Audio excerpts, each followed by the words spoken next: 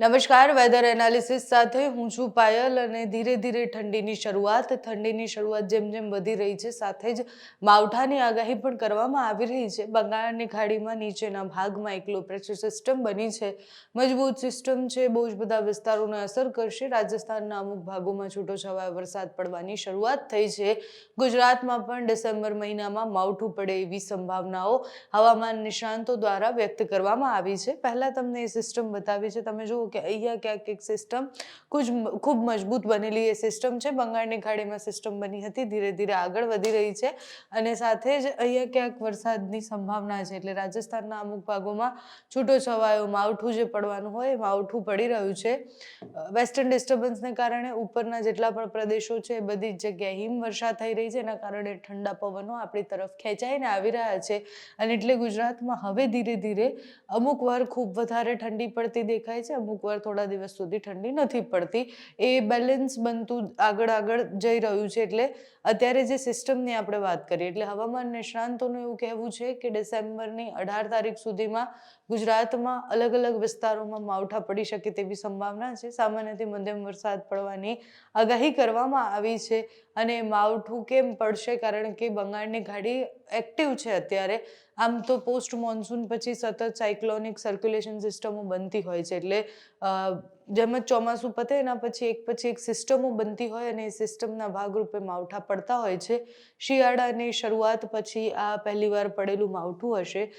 છેલ્લે જે માવઠું પડ્યું એ શિયાળો બેસે એની પહેલાં પડ્યું હતું અને હવે ગુજરાતમાં ફરી ખેડૂતોનું ટેન્શન વધાર્યું છે. કારણ કે રવિ પાક જે છે એ ઓલરેડી કરી દીધો છે ખેડૂતોએ અને ખેડૂતોને એ ચિંતા છે કે અત્યારે જો માવઠું પડશે, વધારે વરસાદ પડશે તો પછી નુકસાન છે.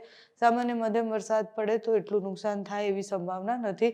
આ જો તમે વાવાઝોડાની સિસ્ટમ બની ગઈ છે અહીંયા, એ સિસ્ટમ કેટલી મજબૂત બને છે આગળ જતાં એ પણ જોવાની છે. મદુરાઈની આસપાસ એ જો દરિયાકાંઠા સુધી પહોંચી જવાની છે 24 કલાકની અંદર.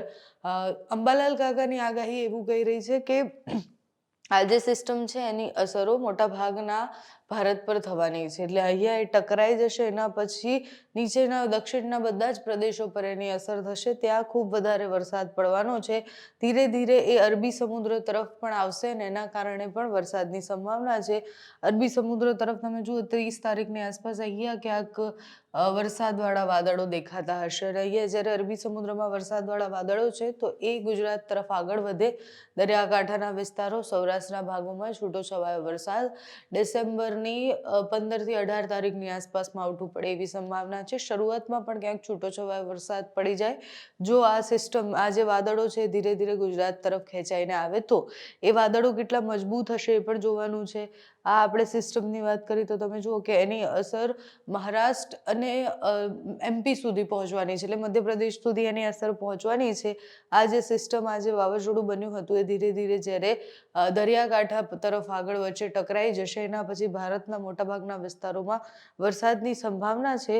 અરબી સમુદ્ર પણ એક્ટિવ છે, બંગાળની ખાડી પણ એક્ટિવ છે અને બંનેના કારણે ગુજરાતમાં માવઠું પડવાની સંભાવના છે. ઉપરના પ્રદેશોમાં હિમવર્ષા પડશે ત્યારે ગુજરાતમાં વધારે ઠંડી અને એવું કહેવાય કે રાજસ્થાન તરફથી જે ઠંડા પવનો આવશે એની શરૂઆત થઈ જશે. અત્યારે હવામાન નિષ્ણાંત અંબાલાલ પટેલની આગાહી શું કહી રહી છે, કઈ તારીખથી કઈ તારીખ સુધી સાવધાન રહેવાનું છે, કયા વિસ્તારોમાં વરસાદની આગાહી છે તે સાંભળો. પરંતુ અરબ સાગરના ભેજના કારણે અને લગભગ કેટલાક સાયક્લોન સર્ક્યુલેશન કારણે હમણાં ઉત્તર ગુજરાતના ભાગો અને અન્ય ભાગોમાં વાદળો આવવાની શક્યતા રહે. હવે ધીરે ધીરે વાદળો આવતા જશે, પરંતુ તારીખ લગભગ ડિસેમ્બરની 6 તારીખથી 10 તારીખ વચ્ચે વાદળો આવવાની શક્યતા રહે. હવામાનમાં મોટો પલટો આવવાની શક્યતા રહે અને ડિસેમ્બર 18 સુધીમાં ક્યાંક માવઠું થવાની શક્યતા રહી શકે. ડિસેમ્બર 20થી દેશના ઉત્તરીય પર્વતીય પ્રદેશોમાં ભારે વરસાદ થવાની શક્યતા રહેશે.